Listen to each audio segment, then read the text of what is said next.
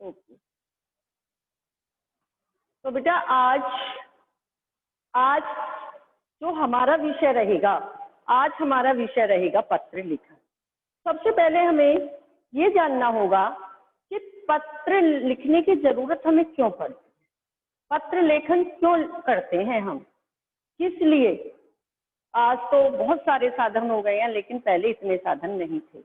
अपने मन के विचारों को दूर दराज में बैठे लोगों तक पहुंचाने के लिए, अपने संबंधियों तक पहुंचाने के लिए, अपने रिश्तेदारों को पहुंचाने के लिए, अपने मित्रों को पहुंचाने के लिए हम पत्र लिखते थे। अब पत्र भी क्या है, दो प्रकार के हैं। हम अपनी विचाराभिव्यक्ति करते हैं। पत्र कितने प्रकार के होते हैं? पत्र दो प्रकार के होते हैं। पत्र दो प्रकार के होते हैं, सबसे पहले अनौपचारिक और दूसरा औपचारिक। अनौपचारिक और औपचारिक दो तरह के पत्र हैं। तो सबसे पहले हम समझेंगे इन्हें लिखने का फॉर्मेट क्या है। सबसे पहले अनौपचारिक पत्र लिखने का क्या तरीका है, क्योंकि अगर हमें ये पता होगा कि हम अनौपचारिक पत्र में क्या क्या लिखते हैं, तो हमें किसी भी तरह का अनौपचारिक पत्र आ जाए उसे हम लिख सकते हैं। इससे पहले अनौपचारिक पत्र किससे लिखे जाते हैं? अनौपचारिक पत्र अपने रिश्ते नाते और मित्र को लिखे जाते हैं बेटा। रिश्ते नाते से संबंधित और मित्र को लिखे जाते हैं। जैसे कोई भी है, माता जी, पिताजी, भाई बहन, चाची, मामी, नानी जी, जो भी हैं आपके रिश्ते, वो रिश्ते और साथ में मित्र को भी हम अनौपचारिक के अंतर्गत लेते हैं। अब इसमें अनौपचारिक पत्र के प्रकार कितने होते हैं? तो अनौपचारिक पत्र के जो प्रकार हैं, वो अनौपचारिक पत्र के हमारे प्रकार हैं।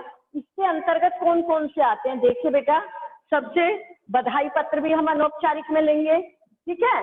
दूसरा शुभकामना पत्र, निवेदन पत्र, सांत्वना पत्र, निमंत्रण पत्र, आभार प्रदर्शन पत्र, क्षमा याचना पत्र और सूचना विवरण। ये सब सूचना या वर्णन हमें देना है, ये सब किसके अंतर्गत आते हैं? हमारे अनौपचारिक पत्र के अंतर्गत। अब हमने ये भी जान लिया पत्र क्यों लिखते हैं, ये भी जान लिया पत्र कितने प्रकार के होते हैं, ये भी जान लिया कि अनौपचारिक पत्र में के प्रकार कौन कौन से। हम अनौपचारिक पत्र में किस किस तरह के पत्र को अनौपचारिक पत्र के अंतर्गत लेंगे, उसके कितने प्रकार हैं, ठीक है। अब इसका लिखने का तरीका क्या है, इसका कैसे लिखते हैं हम अनौपचारिक पत्र? अनौपचारिक अनफॉर्मल, जिसमें कोई दिखावा ना हो। जैसे हमारे अपने सगे संबंधी हैं तो उनके लिए हम ये लिखते हैं, मित्र के लिखते हैं। अब इसके लिखने का ढंग क्या है, पैटर्न क्या है, तरीका क्या है, वो आप देखिए। अगर एक इसको समझ लेंगे तो किसी भी प्रकार का पत्र आएगा उसे आप लिख सकते हैं।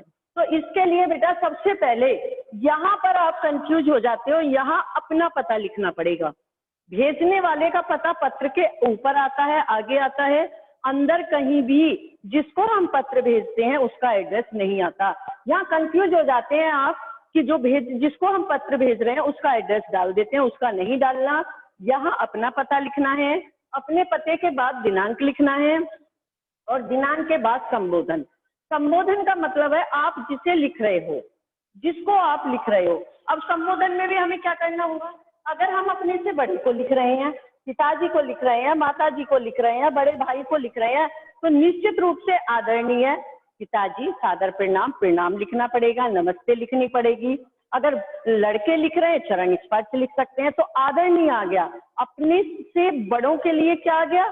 संबोधन में आदरणीय आ गया, नमस्ते आ गया, ठीक है। और अपने से छोटे को लिख रहे हैं प्रिय लिख सकते हो, अपने बराबर वाले को लिख रहे हो उसे नाम से भी आप लिख सकते हो, प्रिय, मित्र, जो भी है, कमला, विमला और सप्रेम नमस्ते लिख सकते हो।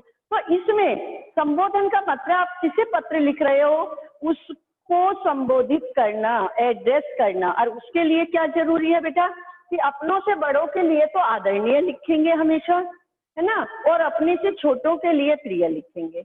अपने बराबर वालों के लिए भी मित्र वर्ग में भी प्रिय लिख सकते हैं या नाम लिख सकते हैं। इसके बाद जो आपको लिखना है वो लिखेंगे। आपका पत्र मिला, जैसे आपने अपने मित्र को लिखा और उसमें कहा कि मैं तुम्हारे जन्मदिन पर नहीं आ सकता और नहीं आ सकता, तो आप दोनों ले सकते हो। और इसके लिए बधाई पत्र, आप उसे बधाई दे रहे हो, बधाई पत्र लिख रहे हो। मैंने पहले ही बताया कि जन्मदिन की बधाई, इसमें बधाई पत्र भी आते हैं, शुभकामना पत्र भी आते हैं। तो आप क्या लिखोगे?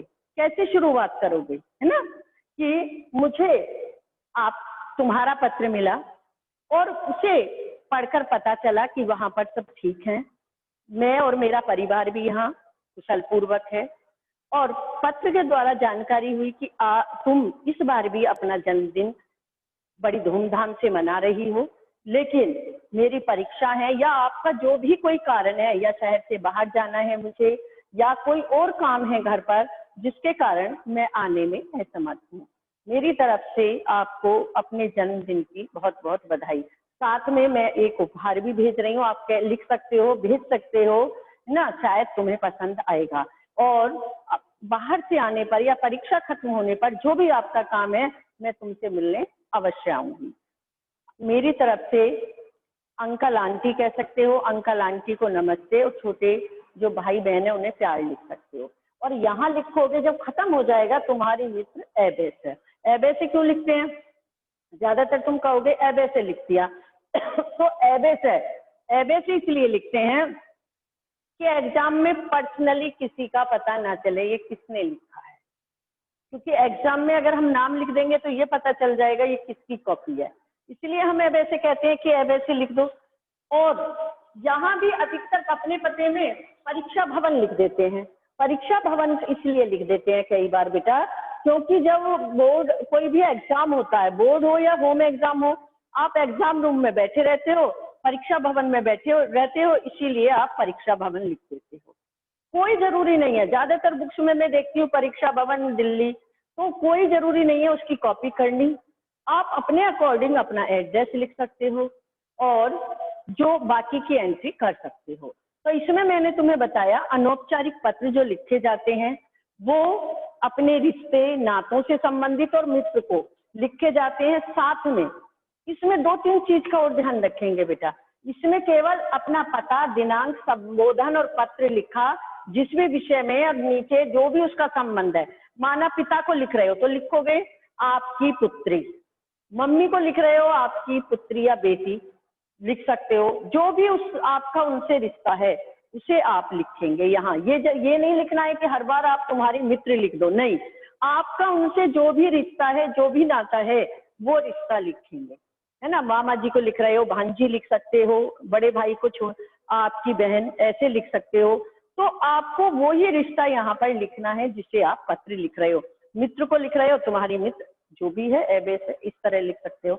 एक बात का इसमें ध्यान रखेंगे, जब अभी मैं अनौपचारिक पत्र भी बताऊंगी, ये अनौपचारिक पत्र बताया, औपचारिक पत्र भी बताऊंगी, तो अभी से थोड़ी थोड़ी बातों को ध्यान देंगे कि इसमें अनौपचारिक पत्र में कहीं भी सेवा में नहीं आता।